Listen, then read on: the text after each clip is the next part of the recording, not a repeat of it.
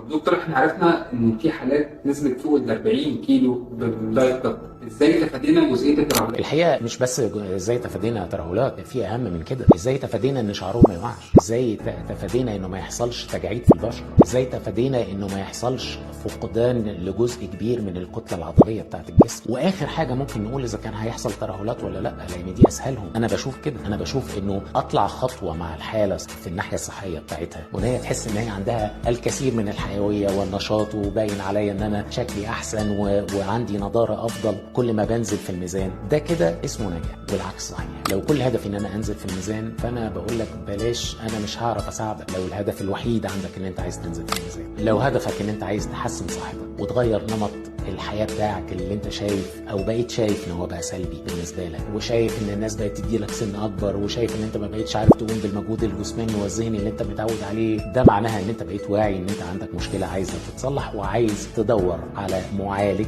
طبيب تثق فيه ويكون العضو الثاني في الفريق بتاعك للوصول للنجاح.